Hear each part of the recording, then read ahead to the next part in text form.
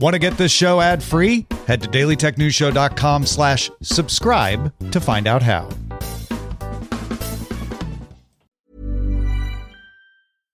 Banking with Capital One helps you keep more money in your wallet with no fees or minimums on checking accounts and no overdraft fees.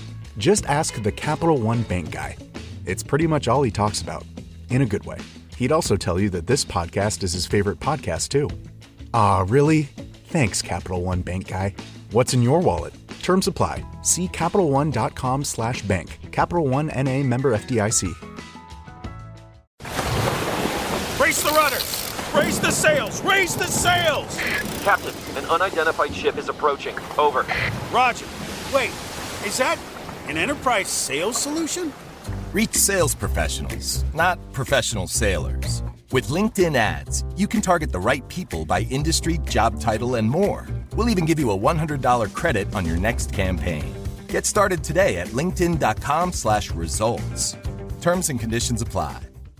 Work management platforms. Ugh, endless onboarding, IT bottlenecks, admin requests. But what if things were different? We found love in an open space. Monday.com is different. No lengthy onboarding. Beautiful reports in minutes. Custom workflows you can build on your own. Easy to use prompt-free AI. Turns out you can love a work management platform. Monday.com, the first work platform you'll love to use.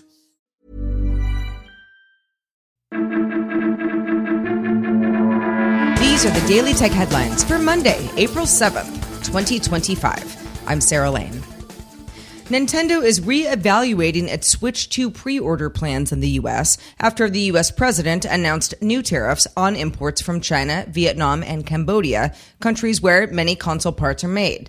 Nintendo of America president Doug Bowser tells Wired that the company didn't factor in possible tariffs from the U.S. when deciding on the $450 pricing for its Nintendo Switch 2 console. Tech stocks in general were very volatile on Monday. The market briefly rallied on rumors of a tariff delay from an X account that the White House said was false information. A UK court has ruled that parts of a secret surveillance case against Apple must be made public, rejecting a claim that disclosure would harm national security. The case involves a UK demand for Apple to provide a backdoor to encrypted iCloud data globally. Apple has since pulled its advanced data protection feature from the UK and maintains it has never created a backdoor and it never will. The Times of India's sources say that Apple is stockpiling iPhones in the U.S. to avoid price hikes due to tariffs set for April 9th. The company reportedly flew in 5 plane loads of iPhones and other products from India and China over several days at the end of March.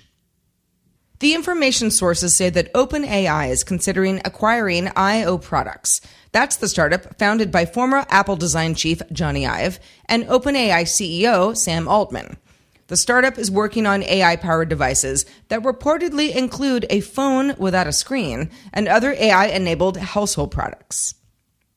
BYD announced it will unveil its new flagship models, the Han L sedan and the Tang L SUV, at an event on April 9th. Both vehicles feature a 1000V high-voltage platform, accelerating from 0 to 100 kilometers per hour in just over 2 seconds, and offering 400 kilometers of range with 5 minutes of ultra-fast charging. The Han L is priced from 270,000 won, or around $37,300 US, and the Tang L starts at 360,000 won. Eufy's new E15 and E18 robot lawn mowers use smart camera-based navigation instead of GPS on boundary wires, designed to make setup easier and mowing more precise. The E15 handles up to 800 square meters, the E18 up to 1,200 square meters, both featuring app control, adjustable cutting height, rain detection, and quiet operation. They can't eliminate all manual trimming, but Engadget notes that they offer a solid high-tech option for automated lawn care, starting at $1,599. OpenAI will offer ChatGPT Plus free to all U.S. and Canadian college students through the end of May. This is designed to give access to advanced AI tools during those college finals. Anthropic's new Claude for Education also highlights uses in higher education. Both companies seem to be building long-term user loyalty by being part of how students learn and work with AI. Google is rolling out Gemini Live's camera and screen sharing to Pixel 9 and Galaxy S25 devices, letting users show their screen or real-world view for real-time help. It's powered by Project Astra and supports full screen sharing and live camera input, with wider access coming soon to all Gemini Advanced Android users. And finally, Midjourney's new AI image model, V7, started rolling out in alpha on April 3rd, designed to generate high-quality, coherent images with better detail in objects and bodies and textures. Think that six-fingered hand. Midjourney doesn't want you to have that anymore. V7 is available in two modes, Turbo, which is faster and more expensive, and Relax, but also introduces Draft Mode, offering quicker, cheaper renders at a lower quality. For more analysis of the tech news of the day, subscribe to dailytechnewsshow.com. That's where you can find show notes and links to all these headlines there as well. Thank you for listening. I'm Sarah Lane, and we'll talk to you next time.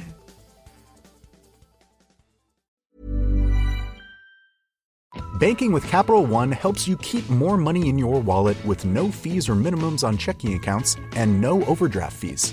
Just ask the Capital One bank guy. It's pretty much all he talks about, in a good way.